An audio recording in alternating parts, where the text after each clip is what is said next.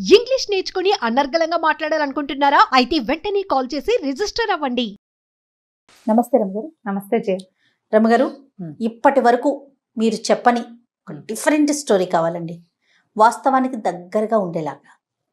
కథ అంటేనే కల్పన కదా, మన ఊహ. కానీ అలా కాకుండా వాస్తవానికి దగ్గరగా ఉండేలాగా అలాంటి స్టోరీస్ ఉన్నాయా? ఎందుకుండవు? అడగటమే పాపం మిమ్మల్ని. జీవిత సత్యాలు. ఒక మనిషి మరణిస్తే అతని దేహాన్ని వదిలిపెట్టి ఆత్మ బయటకు వచ్చింది. అతన్ని తీసుకెళ్ళటానికి యమధర్మరాజు వచ్చాడు. చేతిలో ఒక పెట్టు ఉంది ఆయన చేతిలో. వచ్చి, నాయన నీ సమయం అయిపోయింది, నువ్వు మరణించావు, పద మనం వెళ్దామన్నాడు. అనేసరికి మనిషి చాలా దుఃఖపడ్డాడు. అయ్యో, చాలా ఆశలు ఉన్నాయి జీవితం మీద, చాలా కోరికలు ఉన్నాయి, అప్పుడే నాటి సమయం అయిపోయిందా నాయన అని దేవుణ్ణి అడిగాడు. యమధర్మరాజు అన్నాడు, అయిపోయింది నాయన, సమయం ఎంత మటుకుందో, నీకు ఆశ, నీ కోరిక, నీ ఉద్దేశం, నీ అభిప్రాయం అవసరం లేదు. ఇక్కడ నీకున్నది అలా సమయం, అది అయిపోతే వెళ్ళిపోవటమే. అది అయిపోయింది, నేను తీసుకెళ్ళటానికి వచ్చాను, పద అన్నాడు. ఆ చేతిలో పెట్టేమిటి స్వామి, నా కోసమైనా తెచ్చారు అన్నాడు. అవునన్నాడు ఆయన. ఏది నా కోసం తెచ్చిన పెట్టెలో ఏమున్నాయి అని అడిగాడు. ఏమున్నాయి స్వామి? నీకు సంబంధించినవి ఉన్నాయి నాయన అని చెప్పాడు యమధర్మరాజు. అయితే నా ఆస్తి, నా భూములు, వాటికి సంబంధించిన పత్రాలు అవి ఉన్నాయా అన్నాడు. అవన్నీ భూమికి సంబంధించినవి నాయన, అవి ఇక్కడే ఉంటాయి. నీ ఆస్తులు, నువ్వు సంపాదించినవి, నీ పత్రాలు అవన్నీ ఇక్కడివే, ఈ లోకంలోనే ఉండిపోతాయి. అయ్యో, అయితే నా ప్రజ్ఞ, నా తెలివితేటలు అవి వచ్చినాయా, అవి ఉన్నాయా ఆ పెట్టెలో అన్నాడు. నీ ప్రజ్ఞ, నీ తెలివితేటలు, నీ తాలూకు ప్రతిభ అవన్నీ కూడా ఆ సమయానికి సంబంధించినవి, కాలానివి. అవి సిచ్యువేషనల్గా. నువ్వు ఒక ఇంట్లో పుట్టావు, ఆ ఇంట్లో ఉన్న వాళ్ళు చాలా తెలివిగలవాళ్ళు, వాళ్ళ తెలివి నీకు వస్తుంది, అది ఆ సమయంది, అది కూడా ఇక్కడే ఉండిపోతుంది. అయితే మరి ఇందులో నా జ్ఞాపకాలు ఉన్నాయా స్వామి? నీ జ్ఞాపకాలు కాలానివి నాయన, అవి కాలగర్భంలో కలిసిపోతాయి. అయితే నా స్నేహితులు ఉన్నారా ఇందులో? నీ స్నేహితులు ఏముంటారు, వాళ్ళు కొంత మటుకే నీతో వస్తారు, వాళ్ళు వచ్చే సమయం అయిపోయింది, నువ్వు సమయం దాటేసావు కదా, వాళ్ళు అక్కడే ఆగిపోయారు. అయితే నా భార్య, నా బిడ్డలు, నా తండ్రులు వాళ్ళంతా ఉన్నారా ఆ పెట్టెలో? ఆయన అన్నాడు, వాళ్ళంతా ఒక నాటకంలో నీతో పాటు ఉన్న సహపాత్రధారులు. నాటకం అయిపోయింది, వాళ్ళ దారిని వాళ్ళది, నీ దారి నీది.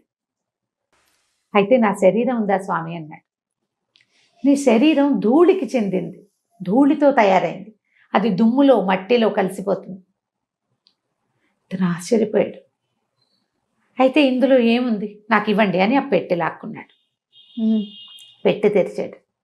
పెట్టె ఖాళీ, అందులో ఏం లేదు. మనిషి ఏడవటం మొదలుపెట్టాడు. ఏంటి, నాదేం లేదా? పెట్టె ఖాళీయా?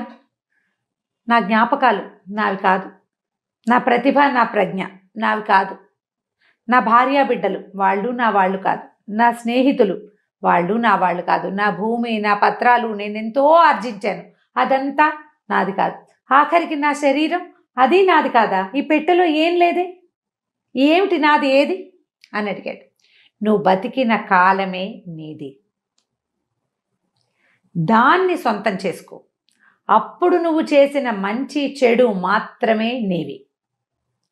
నువ్వు తిన్నది, తాగింది, అనుభవించింది ఏదీ లేదు, మంచి లేదా చెడు, వాటిని ఆలోచించుకుని నువ్వు ప్రవర్తించాలి. నువ్వు బతికిన కాలము మాత్రం దాంట్లో నువ్వు చేసిన మంచి చెడులని మాత్రమే నువ్వు తీసుకొస్తావు. శరీరము, భార్య పిల్లలు, స్నేహితులు, డబ్బు, నీకున్న పేరు ప్రఖ్యాతులు ఏవి నీవి కాదు, అవి ఏవి నీతో పాటు రావు. నువ్వు సంపాదించింది మొత్తం వెనకాలే ఉంటుంది. నువ్వు చేసిన మంచి నీతో వస్తుంది, చెడు అది కూడా నీతోటే వస్తుంది. చెడు వల్లే నువ్వు ఎక్కడ పుడతావు, ఎలా పుడతావు, ఎంత దౌర్భాగ్యమైన పుటకొస్తుంది నిర్ణయింపబడుతుంది. మంచి వల్లే నీకు ఎంత మంచి జీవితం భావి రాబోతోందో నిర్ణయిస్తుంది. అది తప్ప నువ్వు ఏమీ తెచ్చుకోలేవు అని చెప్పాడు. మనుషులు తెలుసుకోవాల్సిన జీవిత సత్యాలు ఇవి. జీవితానికి అతి దగ్గర కథ. నిన్న తిన్నాం, రేపు తింటాం, ఈరోజు తింటున్నాం. ఈ రోజులో బతుకు, ఈ రోజుని సరైన రోజుగా చెయ్యి. ఈ ఒక్క రోజులో నువ్వు ఎవరినైనా దుర్భాషలాడతావు, ఎవరినైనా హెచ్చరిస్తావు, ఎవరినైనా ఏదో ఒకటి అంటావు, అవన్నీ నీ వెనకాల పడతాయి, నీ వెంబడి వస్తాయి. నువ్వు మంచి చేస్తావు, చక్కగా సహాయం చేస్తావు, బుద్ధిమంతుడుగా ఉంటావు, అది నీ వెన్నంటి వస్తుంది. వెంటాడటానికి వెన్నంటటానికి తేడా ఉంది కదా. వెన్నంటి ఉండేది ఏది? ధైర్యం. వెంటాడేది భయం.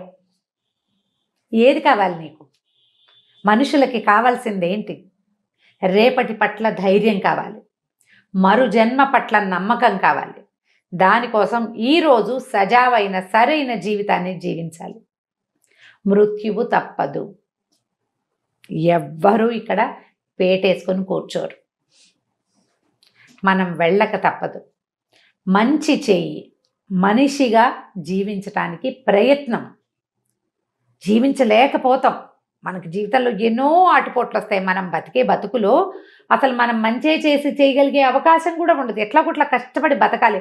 మన పొట్ట నింపుకోవడానికి, మనతోటి ఉన్న వాళ్ళ పొట్ట నింపడానికి మనకి ఇక సరిపోవట్లేదు అనుకో, ఇక నువ్వు మంచి చేయలేవు. చెడు చేయకు, కనీసం చెడ్డైనా చేయకుండా ఉండు. అదైనా నీ వెన్నుతోడుగా వస్తుంది. అదే నువ్వు పెట్టె నింపగలుగుతావు దాంతోటే.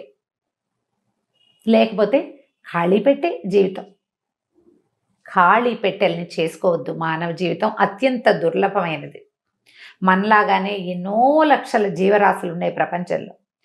మనిషి ఒక్కడికే భగవంతుడు బుద్ధి, జ్ఞానము, హృదయము, మనస్సు, ఆత్మ ఇన్ని పెట్టాడు. వీటన్నిటినీ సాటిస్ఫై చేయాలి, సరి అయిన మార్గానికి తీసుకెళ్ళాలి. ఇది ప్రతి వాడు ప్రతి క్షణము గుర్తు చేసుకోవాలి. ఈ పని చేయటం వల్ల నా వెనకాల వస్తుందా, నా వెంటపడొస్తుందా, వెన్నంటి వస్తుందా ఇది అని ఆలోచించి పనిచేస్తే అప్పుడు మనం సరైన పని చేయగలుగుతాం. దానివల్ల మనం వదిలిపోయిన మన జ్ఞాపకాలు గుబాళింపుల్లాగా, సౌరభాల్లాగా భూమి మీద ఉంటాయి. లేకపోతే దుర్గంధంలాగా ఉంటుంది. ఆలోచించి జీవితాన్ని ముందుకు తీసుకెళ్ళాలి. ఇప్పటిదాకా చెప్పని కథ కదా, నిజంగా చాలా చాలా ఆలోచింపచేసే కథ రమ్మగారు. సరిగ్గా ఆలోచించాలి. నిజానికి సీరియస్ మ్యాటర్, కానీ ఇది మనం ప్రతి వాళ్ళు తెలుసుకోవాలి. ఏదో ఒక సందర్భంలో నీకు నువ్వు చెప్పుకోవాలి. ఎంతసేపు ఎవరైనా బోధిస్తారా జయ? ఎవరు బోధిస్తారు? ఎవరైనా బోధిస్తే మనకు నచ్చుతుంది. అయ్యో అన్నం సరిగా తినండి, ఇది వేళకి తినండి అంటే నువ్వు ఒక మాకు చెప్తావా అని ఏడుస్తున్నారు. ఎంతసేపు నువ్వు ఇవే చెప్తావు, నీకెందుకు? ఇలాంటివే. మంచిని కూడా తీసుకోలేరు. నీకు నువ్వు చెప్పుకునేడు కనీసం. మనకి మనం చెప్పుకోవాలి. మనం ఏం చేస్తున్నాం, ఏం పట్టుకెళ్తాం, ఏది మనతో పాటు ఉంటుంది. రేపొద్దున ఎక్కడైనా రోడ్డు మీద పడితే జనాలందరూ చచ్చిపోయిన కుక్కని చూసినట్టు వెళ్ళిపోకూడదు. మనిషిని చూసినట్టు చూడాలంటే మన బతుకు మనిషి బతుకుగా ఉండాలి కదా. ఆలోచించండి. ఇలాంటి కథలు అప్పుడప్పుడు చదవండి, అవకాశం వచ్చినప్పుడు వినండి, దాని మీద డిస్కస్ చేయండి, ఆలోచించుకోండి. కనీసం లోపల మనకి మనం ఆలోచించుకుంటే బాగుంటుంది. డిస్కషన్ కూడా వద్దు రమ్మగారు, మనకి మనం ఆలోచించుకుంటే చాలు. అదే ఎక్సలెంట్ అండి. నమస్తే రమ్మగారు. నమస్తే జయ.